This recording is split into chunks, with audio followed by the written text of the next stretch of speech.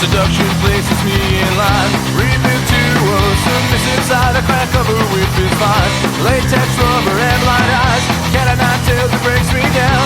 Her discipline is so profound. Not the cuts keep me around. Tied up or tied down as long as I am bound. Just as long as I am bound. Place me in your sense of care. I do all for you anywhere. You are the master, I'm the slave. Willing to be your depraved. Servant to your every whim. Let this fetish love begin. Take control, let this be done. You rule this moment, one may come. I like this thing I am whenever you are near. There is no resistance here. She dominates. I need some pleasure with my pain. She dominates. Abuse me with leather whips and chains. You are near. There is no resistance here. She dominates. I need some pleasure with my pain. She dominates. Abuse me with leather whips and chains. She dominates. You let me do a bleeding cry. Break the skin and tantalize. I need some pleasure with my pain. She dominates. You're listening to the Whip Appeal Show, hosted by MistressCandy69 from the BDSM Alive Radio Network. Hello, and welcome to the BDSM Alive Radio, the BDSM Alive Radio Network. But you are listening live to the Mistress Candy on the Whip Appeal Show. And today is Friday, July 15th, 2022. And the phone lines are open. The number to call into the show is 516-406-3512. You know, Mistress has been getting a lot of emails lately, especially on Instagram and Twitter, of daring submissive boys to call or ask Mistress some questions. And I said, well, what a better way to do it if you actually have guts is to actually call into the show and come talk to Mistress on air and let everyone else listen to us so we have a better understanding of what people actually want to learn about. Now, of course, with BDSM and kink, there are, a lot of different things before people do all different type of stuff. So kinky stuff, right? Like, what is a kink definition? Okay. Now, kink has a bunch of different definitions. It could be a short, tight twist or curl caused by a doubling or winding of something upon itself, like a kinky wire, or your hair is kinky, or your partner is kinky. And this is kind of like what Mistress likes to talk about, a kinky partner. So basically, it could be a mental or physical peculiarity, right? Oof, what happened to my screen here? It could be, hold on, I had something had happened. A clever or unusual way of doing something. A cramp in some part of the body. Like some people get muscle cramps, people call them muscle kinks, right? An imperfection likely to cause difficulties in the operation of something. Like I've heard mechanics say, there's a kink in the motor and it just doesn't want to go, But what I like to talk about is the unconventional sexual taste or behavior is what the kink that I like to talk about. It's a verb, so it's kinked, kinks, or kinking. Kind of funny. So anyway, what is a kink? Well, as described, now kinks and fetishes, right? So there's a little bit, I would like to talk about kinks and fetishes because in every one of my social media platforms, whether it's on Twitter or OnlyFans or Facebook, for the BDSM Alive Radio show page or the Whip Appeal show page, people are now starting to message and ask Mistress questions like, what's the difference between a sexual kink and a sexual gratification? Which is kind of interesting. Now, in a prior show, I did a show about sexual fetishism and different types of behaviors associated with sexual fetishism, right? Now, today we're going to talk about a fetish is a sexual fixation on a certain object or an act that is necessary for a person to achieve sexual gratification. Now, how many of you out there listening to the show have experienced something where you, like, let's say you have a foot and shoe fetish, right? And for some people, it's kind of controllable, and other people, it's kind of not controllable. So you have a sexual fetish like a shoe or a foot. So you could be a male or a woman. I personally have a foot fetish, not so much a shoe fetish. I personally have a foot fetish, and I have to really like you to put your toes in my mouth. Now, I don't just normally go around sucking people's toes. Now, it's kind of an ironic part of the story. When Mistress was younger, I used to bite my fingernails and actually my toenails on occasion when I was younger.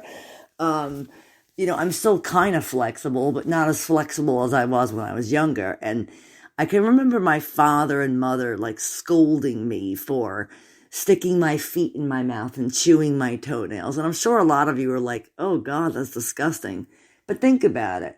How flexible can one person be to chew their toenails off, right? And and then put your leg down like, next, let me do the other foot. Okay, so maybe I gained my own, foot fetish by chewing my own toenails, right? So they say, not that I'm fixated on chewing my toenails any longer. Like, honestly, since I had orthodontia, like braces the first time, I'm not able to do that any longer. So I guess it was good that Mistress got braces when she was younger, because then it kind of curbed me from chewing my toenails and fingernails. Now, I'm sure people out there that are listening to the show are like, really?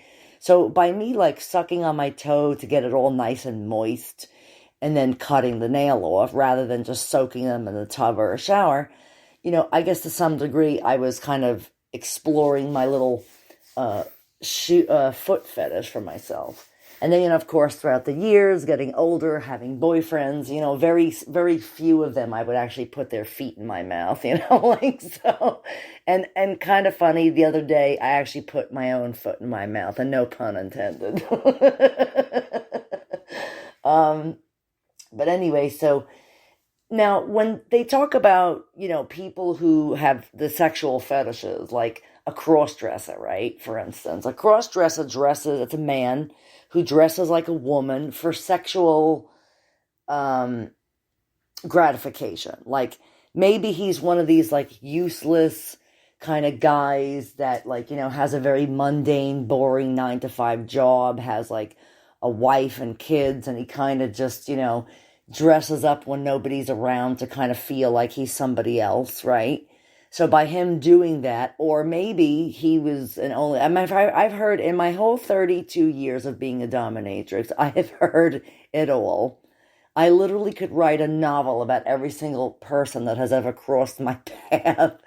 And I can honestly tell you that most of the cross-dressers that I have met in my life, or ones that had actually served me in person in my stable and whatnot, all either were married, divorced, had children that were grown.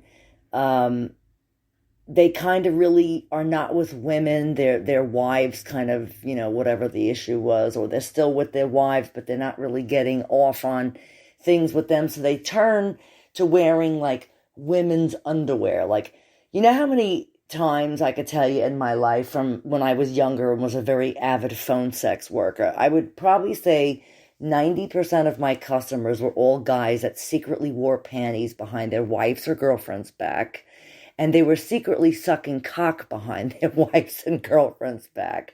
Now, interesting, the sexual gratification.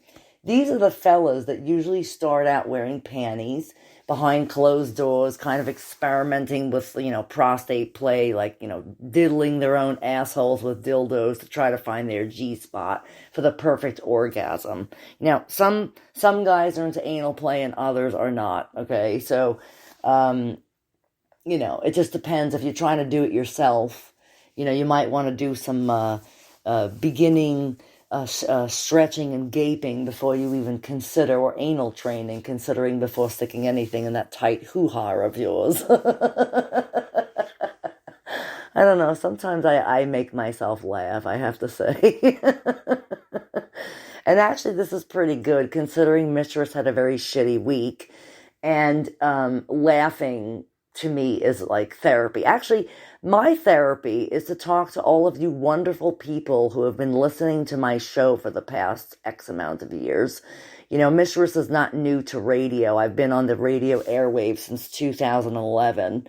You know, I had initially started out, I'll go back to the sexual fetishism in a minute, but I had initially started out doing I was the resident dominatrix for a heavy metal radio station based out of Pensacola, Florida, that was sponsored by Sam Ash Music. So I was the resident dominatrix on the show called Hellraiser's Ball that was done by J.C. Viper Casola, right? That's his name, Joe Casola. And he had a great show. They had a lot of like upcoming musicians, especially heavy metal artists in the studio. And my job was to punish them when they came into the studio and would like, you know, they would like do something out in public someplace. I would be like notified of it. So I would be told they were coming on the show and they had wanted me to punish them accordingly on the airwaves. So, now I had lived in New York at the time, upstate New York, so it was kind of impossible for me to travel to Florida. So I used to do it by telephone for them. You know, you know, it was pretty cool. I had a lot of fun doing it. And then after that, this other woman and this other fella chased me around for a couple of years to try to get me to join their network. And I used to be on XXXpornstarRadio.com. I was the only fetish type show, on there. And I actually had a co-host at the time, but I no longer have a co-host. And then, you know, XXX kind of merged with another company, and that kind of didn't work out so good. And it wasn't me, it was like the actual network's fault. So myself and at the time the co-host that I had, we had joined another network, and we were on that network for 2 years. And then that network kind of wanted to do their own thing, which is cool, you know, and Mike and Sherry, I love you guys, you know, hope you guys do promote me and BDSM with my network, of course, now. So basically, you know, so this kind of triggered me for like a career in radio, and I really enjoy teaching and educating people about BDSM and kinks and fetishes. And you know, honestly, this is very good for me to talk about this type of stuff, being that I lived a very interesting life. And of course, my life is not over, and it's only just in the beginning. I'm kind of in my prime. I'm, going to be 47 July 24th. I think I look better than most, and I'm not trying to toot my own horn, but you know, my son, who's 28 years old, tells me, he goes, "Oh, Mom, you look fantastic. I think this is the best you've ever looked." So it's kind of cool coming from your son who's almost 30, you know. And, but, so now BDSM Alive Radio is now a network. So I had taken it over, which it was always mine anyway. But I had taken it over, and instead of doing a show on there, I decided to leave that show and turn BDSM Alive Radio into a network. So now I do a subcategory, which is kind of funny, society and culture, which I'm doing right now tonight, called the Whip Appeal Show. And I started doing it in March under BDSM Alive Radio Network. And honestly, my numbers and everything have tripled, and I want to thank everybody. I mean, I checked today. So far, since myself and Mistress Black Velvet are doing shows on the little kink network that I'm trying to kind of build, my idea is to get other dames and submissives to come join the network and kind of teach and talk about all kinds of stuff. Because whether people know this or not, BDSM is always evolving. But the thing is, when it evolves, sometimes it evolves into this TNG, which is like the next generation. And that's for another show at a whole nother time. I'm not even going to get into that. But, so, you know, and then, you know, there's views from myself, who's